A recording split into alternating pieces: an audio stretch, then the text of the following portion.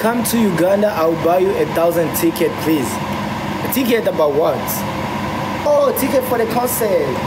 Yeah. I was there. I was there in December. You know what happened?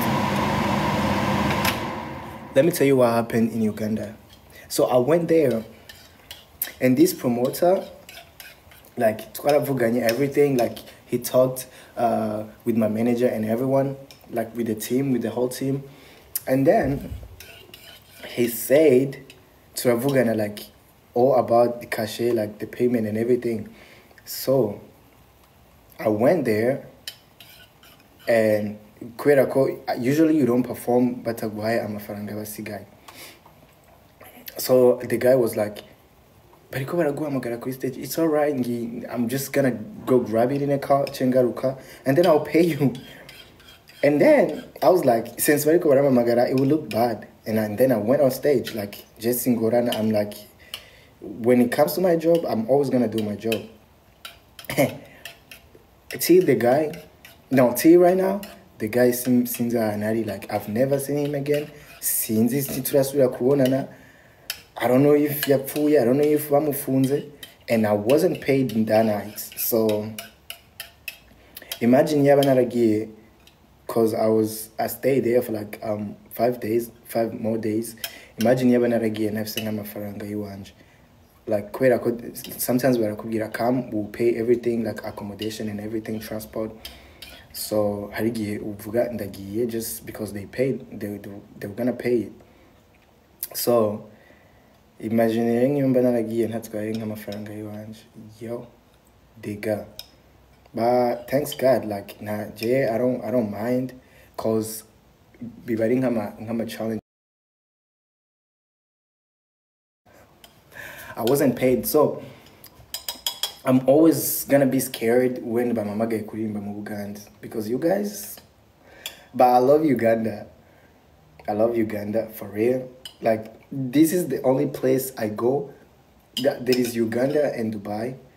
Like, when I go there, I don't sleep. Like, no, I don't have that time. They not allow people to sleep. You're just gonna be partying every day. Come on, guys. So I really love Uganda. Mugerageze kuririmba icyongereza iyo turi ntitubavuza ku mpamvu batumva ururimi muririmba. No, don't say that. Let me tell you something. Don't say yuko mutatuvuza because mutumva ururimi turirimba. First of all, everywhere you go, they will play amapiano. Like, everywhere you go, they always gonna play amapiano. Ematini man, ematilime. I don't even know what it means. Now I know you know that song, but you don't know the meaning. That's the thing. So I think we have more gukora ku ruhande rw'abartists n'uruhande rwo umuziki wo mu Burundi, because it's not like it's something ukwicara ahantu ukavuga ati yeah, we have something. No, we don't. Like, I'm always gonna be honest with you. Ntidufise like that thing shobora kuvuga ati it's something serious. N'umuntu wahandi hana arashobora kukivuza batarinze kukimupresenta akavuga ati yo, I heard this song. Kubera ko first of all, the promotion iri hasi. Second, the quality iri hasi. Imagine usigaye wumva umuntu akora audio y'indiri ya 300 balles or maybe like 400,000, and then you aje mu baririmbyi kubera ko yasohoye indirimbo, but other people are paying $1,000 kugira bakore audio yonyene. Imagine that quality uza kuronka when you pay like $1,000. So umuziki wacu ntuhagaze ku rurimi, umuziki wacu uhagaze ku bintu vyinshi cyane. Like, okay, first of all, gender sindirimbo y'icyongereza, it's called Hasta la Vivi, but you don't even know that song because twebwe abarundi uruhande rw'iwacu rw'abafana duhagaze ku bintu by'iwacu twumva twebwe nyine dushaka. If you sing this, I don't want this, I'm not gonna play that thing. Siniyumvira kuri gukuza like industry, siniyumvira gukuza like l'artiste en général, siniyumvira gukuza umuziki w'Uburundi en général, niyumvira gukuza my needs, Ivyo jewe nkeneye nk'umufana. So that's the only thing we respect. Jewe capable of kuririmba icyongereza, kuririmba igiswahili, kuririmba igifaransa, but I can't do it because you guys n'abarundi biwacu bagenzi bacu they not gonna, you know.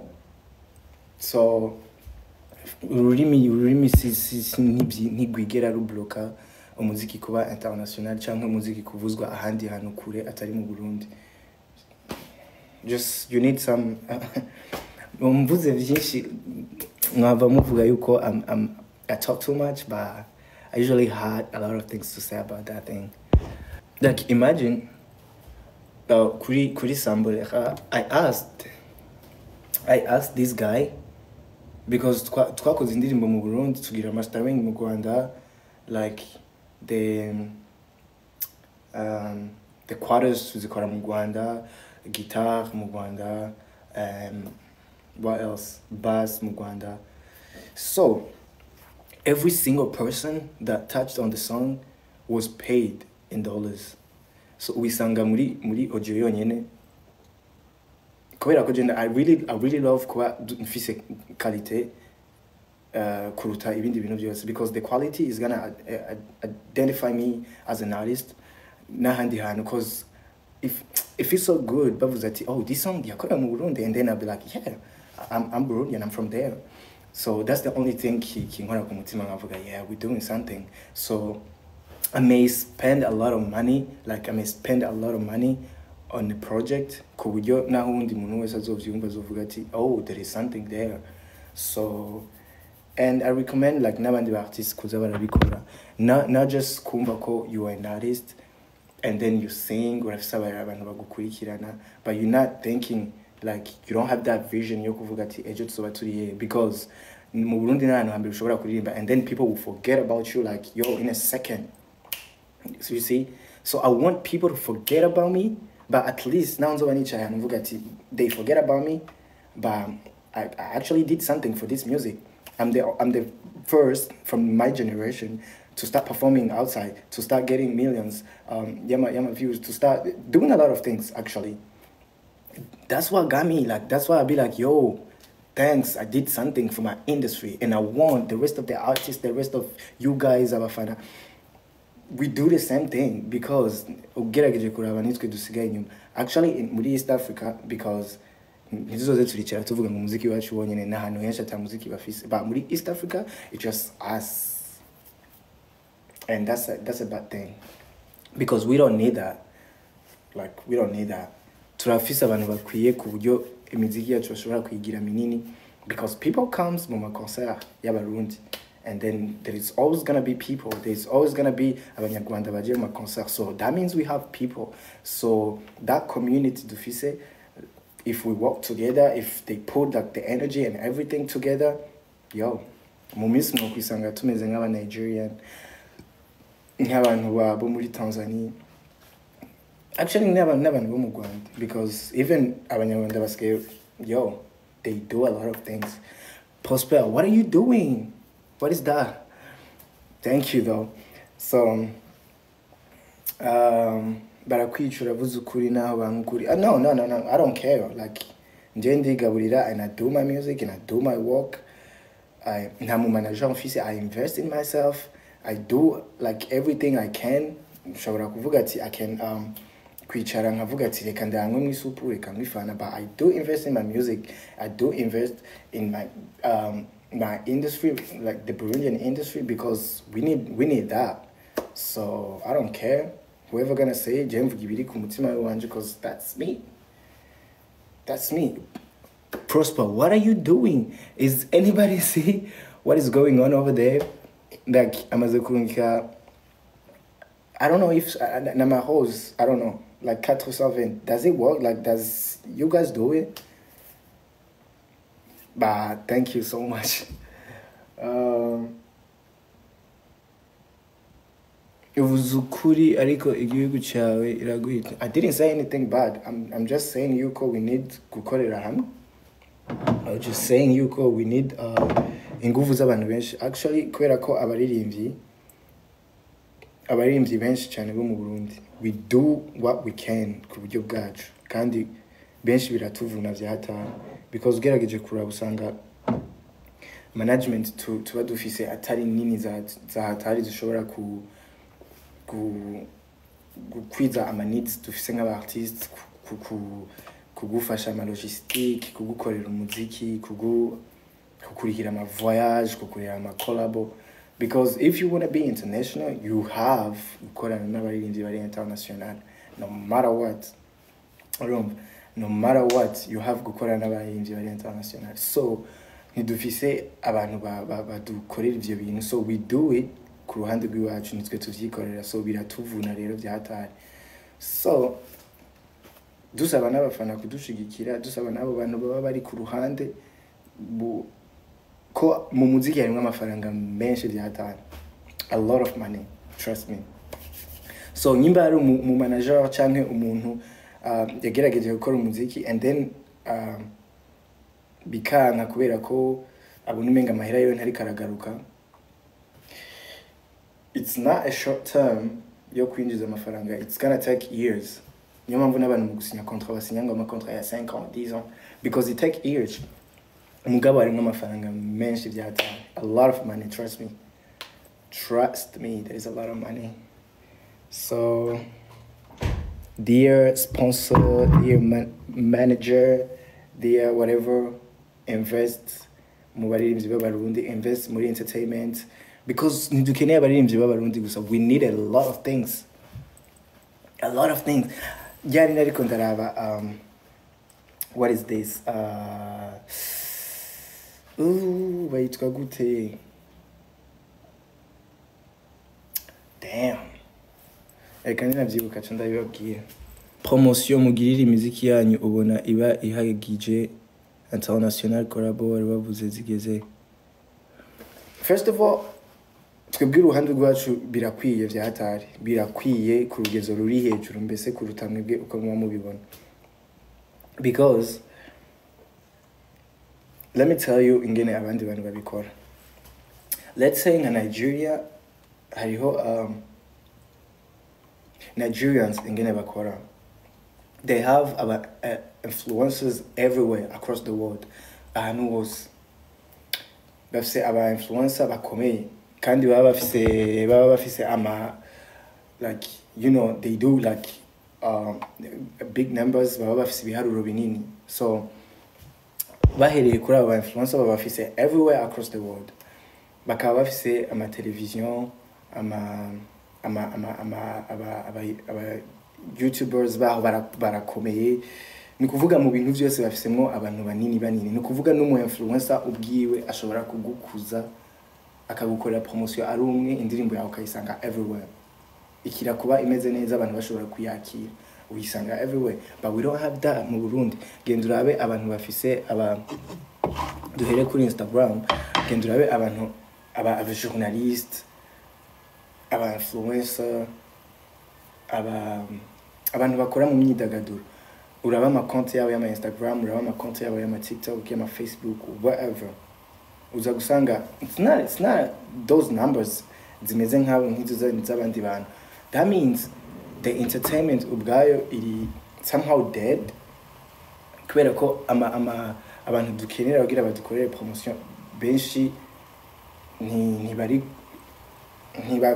I don't know mpamvu ndabivuga mu bitahure nabi genre ntibakuze vya hatari genre ama numero bafise headlines uza gusanga ari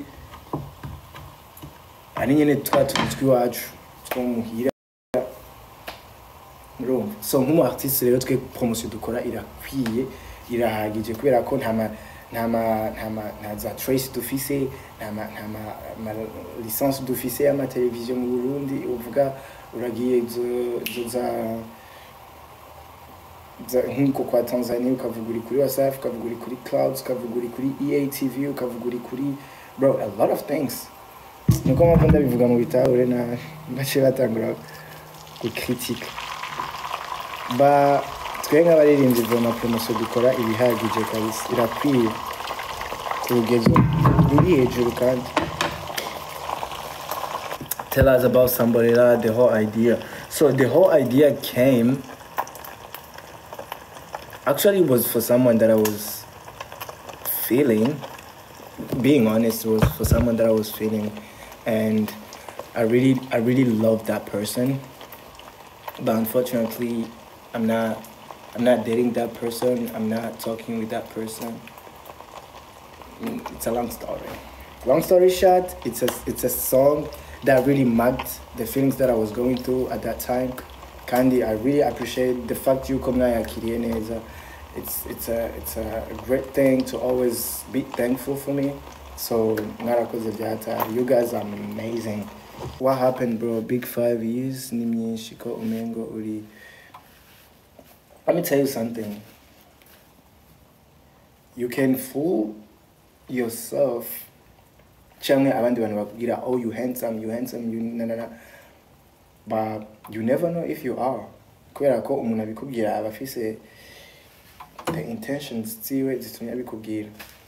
but when you really listen to your heart, as I do, it's kind of hard if someone says you're handsome, I want you, and then you fall for that.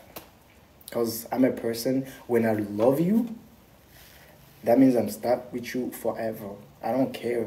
When I date, to never know when it's gonna end. When I date you, Nigerian, so that's why. Uribuka ko atakorabwo n'imufise kuri nundi muririmbyi kuri compte uriko ubitegura gute? Ndacafise imyaka myinshi gukora ino muziki cause sinimwe ndiyumvamwo kugenda this soon. I don't know. Ku ruhande rw'iwanje ndazi ko nkiri hari ngaha, and then ikintu nizera nuko nshobora gukorera ibintu byose cyari. It's gonna take time and steps. So nibaza ko ndiko ndaziduga buke, and then the collabos are coming. Hari nizo mfise mugabo, it needs a lot of things muri mwanya ntashobora kuba mfise. So bizaba komba ndi muri a situation inyorohereza kuvuga yuko nshobora kubikora at the same time no kubaho nk'umu artist. Kubera ko nababwiye yuko doing music, it's a huge thing gukora, especially uriko bikorera mu Burundi cyangwa muri ndi mu Burundi. So I think yuko abantu benshi hari abarabizi. It's not even about me. It's about everyone. Let me tell you, Joe, I have this artist from Nigeria. We talked, and then he asked me for like $2,000 to pay him first. And I say, that's cool.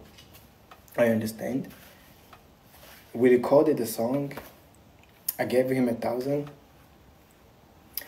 And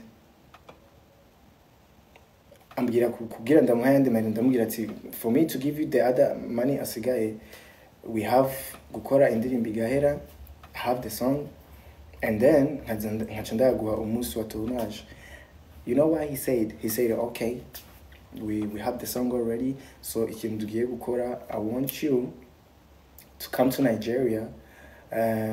I have my director Wanje, pay him 10K and give me the 1,000 isigaye, the 1,000.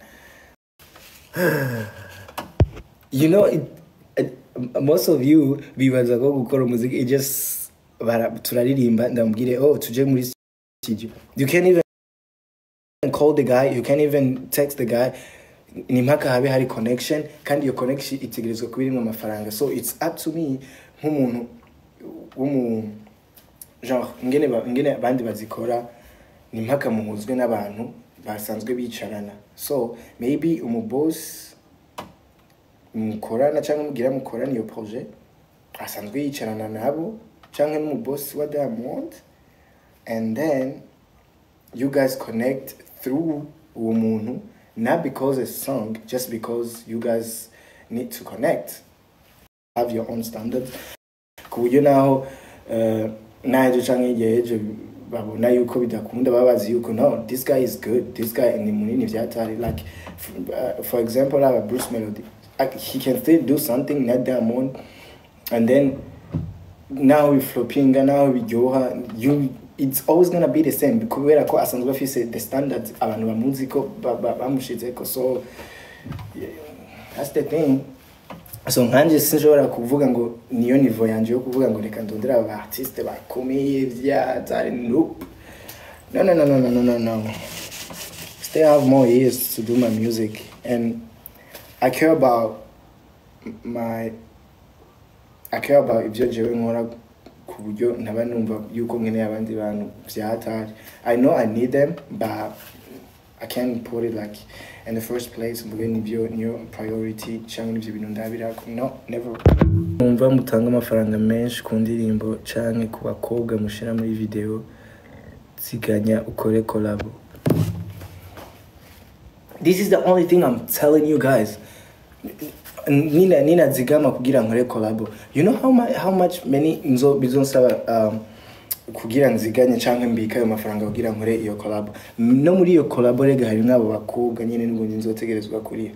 For me to not delay canke gutumwanya canke kurindira, I'd rather be doing my thing kubera ko n'ubundi umuziki ntukora kugira ntukwinjiriza yandi mafaranga arinjira. So it's an investment now uri kurakora. Wowe urindira ngo ndiko ndabika abandi baririmbyi bazoba bageze, so ariko basohora album, people they will forget you. Music is being consistent. Like if you're not doing it, if you're not being active, barakwibagira. That's simple. So you can't be like ngo ndiko ndaziganya ngo ndindiriye ngo nzokore collab. Uzi waziganije hamwe collab ikakiguflopinga nagamuta. Yo shora kurira imyaka 10. Zome collabo jewe basi unduze. Dushobora no kuyikora ntudugereka kubera ko have ama collabo menshi abantu benshi batazi. So kandi ivyo bintu maze kuvyishira mu mutwe yuko when you do a work with me utegerezwa kucuduga. That's something bad kubera ko iyo bitabaye bishobora kukuzanira ikibazo canke bikagukora ko ubwawe canke ukabifata gutandukanye bigatuma ufata ama decision adakwiriye. So ntushire mu mutwe yuko when you work with me utegerezwa kucuduga. No. But if we do something together, I'll make sure you got that song. It's not gonna be at least kizoba ikintu kizoguma mu buzima bwawe uvuga ati twarakoze indirimbo iryoshe n'umuntu. So that's what I've collab. I put much effort in my collabo kurusha ibindi. I don't know, like I really love kumva ko I'm putting effort mu bintu by'abandi bantu. I don't know. Muga ndabikora kubera namwe mwebwe muradushiramwo iyo energy. Kumva ko muradushigikira ataki na kimwe tubaha. So maybe ndavyigira kuri mwebwe kuvuga ko nshobora nanje gukora nkashiramwo energy mu kindi kintu cy'abandi bantu, especially abo bantu baba banaguhaye ikindi kintu canke baba banaguhaye kugusangiza community yabo. So kubera ko iyo witeguriye concert you don't pay, aho usanga uriko you paying others kubera ko abartiste baba baje, aba musiciens abaki, but nobody's paying you. Kandi mu Burundi ni abantu wa mbere hari abantu bari ready to go when bumvise ko there is a party somewhere, those people are ready to go, they have fun. So yaba dufise ivyo bintu biza biraduhuza. Ugerageje kuraba Yangabire, it's always full, like people are there. So vyerekana ko abantu barahari. Raba bimwe byaba vya Buja FM, it was full. That means people are there. People are there.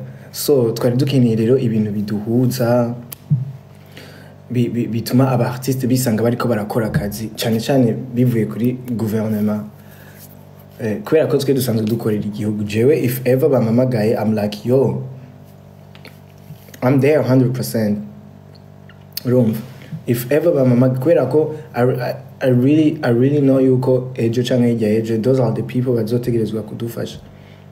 Ikindi kintu naco nuko we need yuko government is taking I don't know yuko hari umuntu ariko arabifata ngaha, but this is very serious.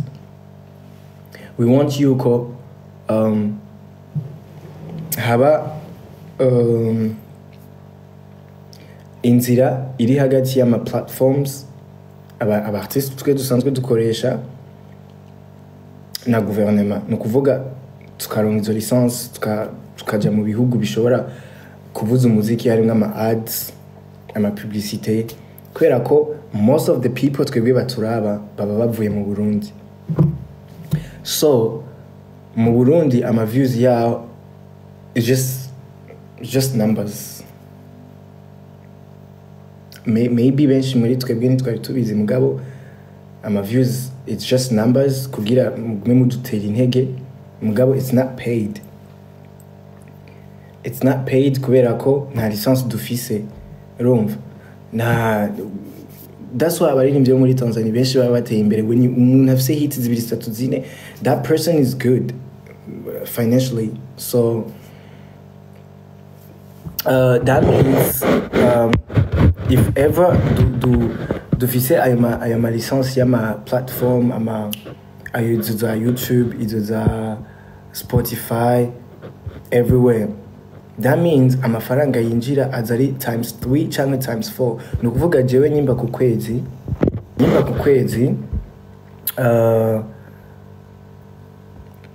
kuri YouTube bashobora kumpemba like $1,000 no kuvuga ahandi hantu umu artist wo mu kindi gihugu gifise license ya YouTube are paid maybe 5,000 or like 6,000 maybe more 8,000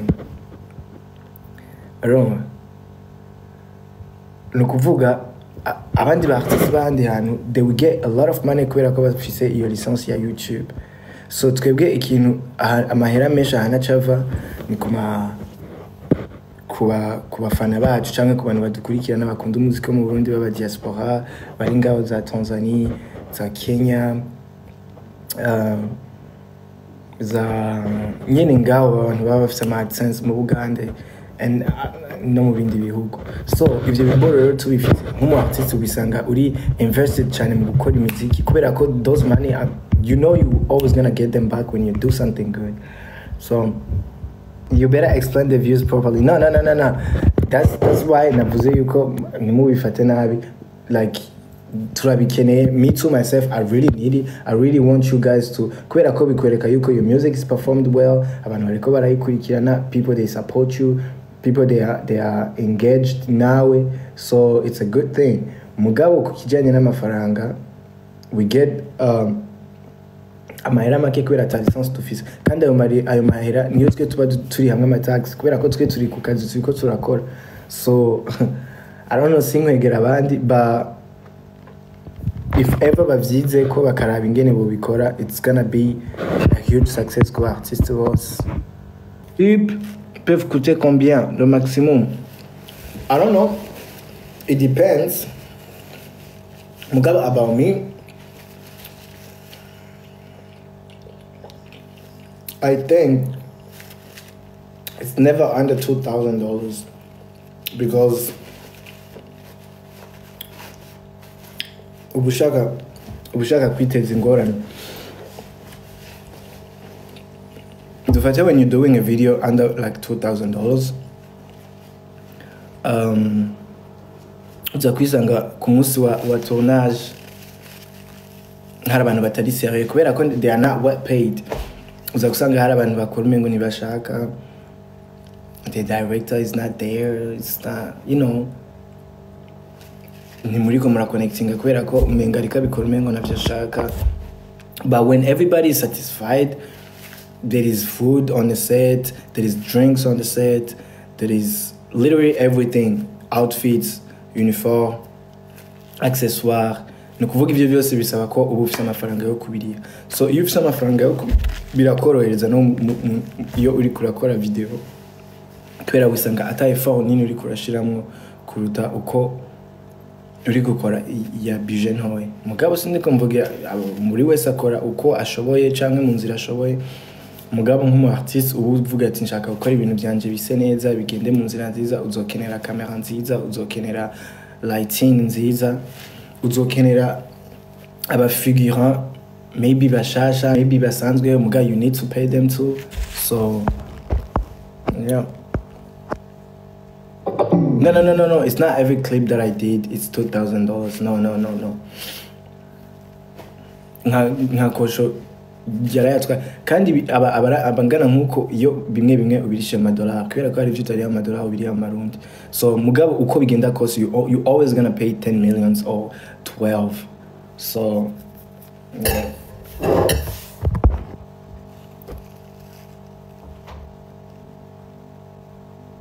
Certains artistes, pourquoi ils ne se focalisent pas beaucoup sur l'artistique?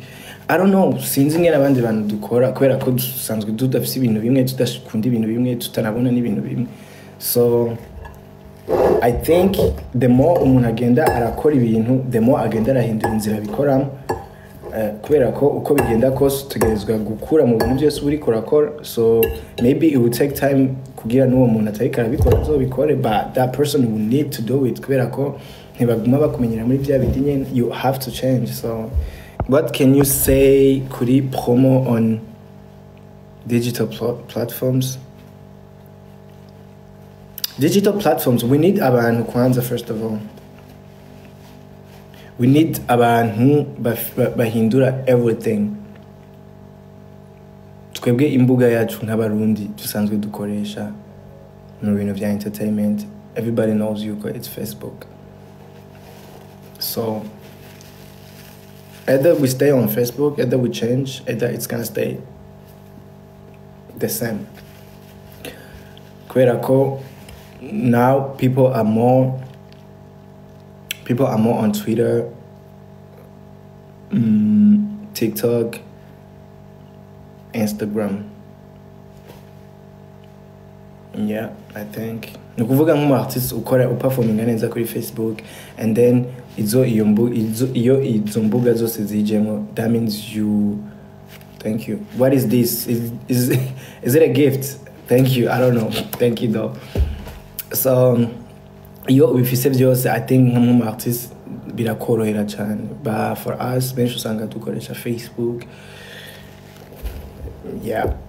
Myself, mfise aba followers nka, I don't even know, kuri Twitter, like ni bake. So that means yuko people are not there. Abantu badukurikirana bakunda ibintu byacu, they are not there. Hi, ni Trend Kids twagukoreye challenge, turagushimira kubwa support. I appreciate you guys. It's me to say thanks kubera ko what you do biradushikira kandi biba bidukorera ikintu gikomeye cyane muri career yacu. It's your support and our support, so that means it's 50-50. So I have to say thanks too. Thank you. Dramatic concert izogmiba buri mwaka. I wish and I want that to always be that way, because I'm planning even to do it this year at Agihindutse. I know I have to, because it's always a good way to connect with Avuye and your people. The people that loves music, the people that loves your songs. Zikunda abaririmbyi b'abarundi baba hari mu munsi cyangwa basanzwe baririmba mu gihugu cyacu. So yeah, why not? Tell Paulin or someone to get us Rema or Ruga in your concert. I've tried Ruga. Those guys amafaranga basaba, we can never, like Burundians, I'm sorry, but bizosaba abandi bantu bashasha kabisa, cyangwa abandi bantu bashaka kwiryohererwa bafite amafaranga menshi, cyangwa ishirahamwe riyafise Brarudi, Amstel. Yep. But me, nope. Odusangiza challenge wahuye nazo muri Sambolera. First of all, it was to get that girl, because we had to flow. We had to flow her from Sweden, kuza mu Burundi, and Namamasai, yo. Namamasai twabaronse ku last second, because we had planned. I always have plan A and plan B every day. So muri plan A, we do ibisanzwe tufise. Iyo habuzemo ikintu muri plan A, muri script nateguye muri plan B, cyangwa the whole plan ya plan B, cyangwa ndakuramwo ibyo dushobora kuronka mu mwanya, and then tukabicomplete muri plan A. So muri plan A byari bigira bipfe by'abamasai, and then all of a sudden, we made a call and those people were there. Now, they were not even speaking Swahili. Neza. One of them knew every Swahili. So I was like, yo, But it was a huge and a good experience. Kubona narakoze Sambolera because I wish you munayiririmbiye. Not gonna cry, I'm a man. It's disgusting to go live when you're eating mu mico y'ikirundi nta kuvugana indya mu kanwa. Come and get me. Come and get me. I'm live. I'm eating. I have manners. That's why I have this. That's how I keep covering my mouth. Yo, behave. Haracari saa tatu z'agatondo uvyutse ufise ishavu. How musoza guhera gute? Sorry. If they bring Rema or Ruga, they can ask Burundians to pay $1 million, they would. No, they can't. Dufise ibintu byinshi twitayeho kurusha Rema na Ruga. Byo gutuma uriha Mugasha barayariha barundi reka ndibuka kuri Fali, kuri Sauti Sol, yo, people they were paying saying some bad. People they were paying ticket simple this not this 50,000. I'm like, that time I was like, nope, I'm not going. Kandi Sauti Sol was my favorite. Like I'll fuck with them, but like I said no. If you don't take me, I'm not paying that money. Muga, this time I don't. 1 million is a lot of money. Kubera ko 1 million harimo loyer, harimo igitoro, harimo a lot of things, harimo yo ni menshi byataye. Raza mahenken harimo kubana bamwe inzoga cyangwa amabishu cyangwa amabaju. Yeah, a lot of. So that's a lot of money. Do you think that you can have a collabo with B-Face again? Speaking as an artist, yes. But speaking as something that I want, no. Speaking as something that I kiri mu mutwe, no.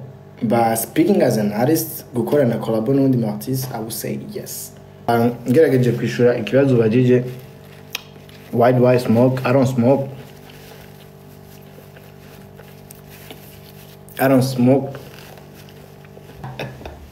So why don't you advise other artists to speak English? Kandi bavuze ngo nigira Chris Brown ngo mvuga icongereza ngo kandi mvi muhinga. Why? You have a big mouth. I can't advise anybody. Umweza akora ivyo akunda mu nzira yiwe akabikora mu nzira yumva akunze kubicishamo. I don't know. I speak a little bit Spanish, I speak English, I speak French. I'm flexing. Wagwan. Umuziki ngo tugire music ifise identity yacu. That one ni deba ikomeye cyane. Umuziki kugira identity no kuba ufise aba icons first of all. Icons bakurikiranwa everywhere. You know what happened in Nigeria? They started Afrobeat way 2016, I guess, 17. Caro, baby, caro, emi dami duro. The Afrobeat was there. Everybody was doing Afrobeat. But, kwera ko waronse aba icons, batuma bawukora umuziki. And then abandi bantu kwera ko hit abantu bagize bituma abandi bantu bashaka kuronka iyo hit biciye muri genre basanzwe bakoramo. So that's how Afrobeat yabaye nini. So what I'm saying right now is that if ever mu Burundi hari aba artists mu bindi bihugu barabira ko bakavuga ati yo, that's him, yasohoye indirimbo, oh that's him, bazora ba influence afise bakenere kugira influence nk'iyujya muntu bakore ibintu ari karakora, because twebwe kugeza ino saha we do ivyo Bana bariko barakora ma style bariko barakoramwe ama piano kubera ko yeah, it's clear, that's what they see, that's what everybody's doing right now, that's why everybody's dancing right now.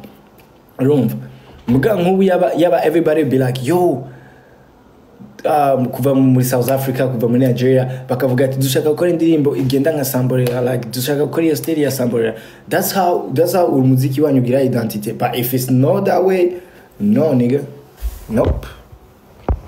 Umuziki wo mu Rwanda ko turi kubona uri kuja hejuru y'u Burundi biri gutegwa n'iki. First of all, it's not a competition we own. Second, uri gutera imbere, it's a good thing because we're living by lifting others. If twe duteye imbere, that means we'll be lifted by them. Kubera ko nibo bantu dukorana, nibo bantu to connectinga kurusha abandi bantu, nibo twumva ururimi rumwe, nibo dusangiye abafana, most of them nibo dushobora gukorana ama collabo kubera ko abafana baranywana cyangwa baba basanzwe bahuza barasangira urumva. So if abanyarwanda bari hejuru, it's ni ibintu dushobora twumva ko we are proud of it because we need that too. If twe duteye imbere, they have to be proud of it kubera ko they will need that too. So nibaza ko atagusigana kubera ko ugerageje kuraba last year cyangwa mu myaka iheze ama collaboration yabaye y'abartists hari icyo yamariye the two industry wo mu Rwanda no mu Burundi. So it's a good thing. I can't say ngo nta competition irimo. It's a good thing for sure. Pure gold, pure soul, combined in beauty. No was no makeup to define your beauty. Chakura is the song that was supposed to be a mega hit, but not. Maybe ku ruhande rwawe, that's what you thought. Muga ku ruhande rw'abartist, aho yashaka kwigera niho yageze, aho twe twashaka kwigera. So we can't fulfill your own interests. Kandi natwe dufise our own interests. So biratandukanye cyane. So thank you though. Give a shout out to my company. What's your company?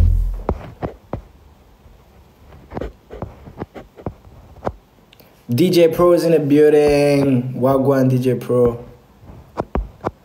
DJ Pro, niachesha. Mnipe like pay me. Nah. We'll do it.